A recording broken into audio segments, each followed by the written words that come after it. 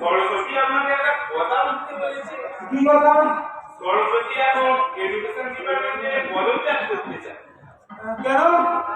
ছাত্র এবং শিক্ষক কেউ আর সরস্বতীকে মানছে না। কিন্তু আমি যতদূর রিপোর্ট পেয়েছি আজকাল মধ্যে পাড়ায় পাড়ায় বিড়ির দোকানে কামাতপাড়ায় সব জায়গাতেই সরস্বতী পুজো হচ্ছে।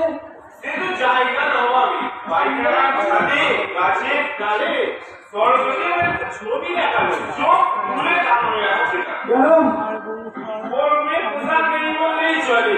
ওরে একটা হট প্যান্ট, বুকে একটা ছোট টপ, আর হাতে বিনার বদলে রয়েছে ইলেকট্রিক গিটার।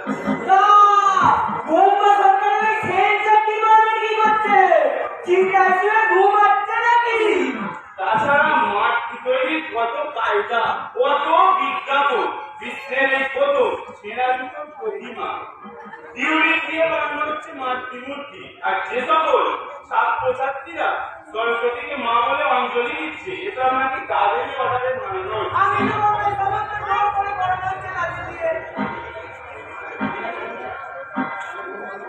তাদের ফুলের মতো নিষ্কাম মনগুলোকে এইদিকে ঘুরিয়ে নেওয়া হচ্ছে যাতে তারা অন্য কিছু চিন্তা করতে না পারে।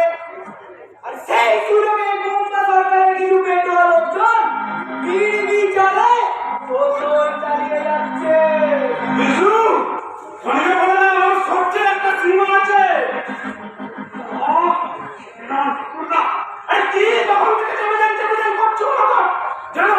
এখন আমি বক্সিং করতাম, এখন আমি শরীর লম্বটা করে ধুমটা করে দিতে পারি।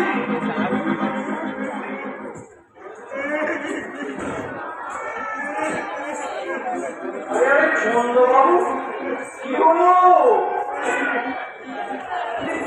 কেন?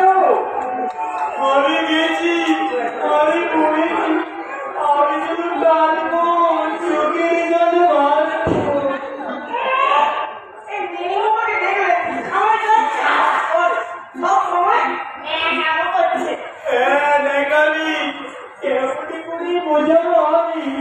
আমি ঋতু তোর হারা পাতার উপর খারা।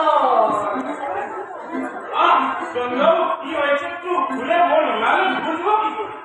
মহাপ্রলয়, ভীষণ সংকট, জন জন জন, মাতার গিলু ছিটকে গেল। বল বল বল, এবার বুঝি বজ্র ডাকবে, প্রবল রেগে বৃষ্টি ডাকবে। সব অর্জনে মেঘনা উড়ায়, আয় আমার দিনে সপ্তাহ। বিষ্ণু, এই চন্দ্রবাবু কৃষ্ণ বলে ভাগ করে রাখতে থাকবো। আর জোরে পার করবে স্যার।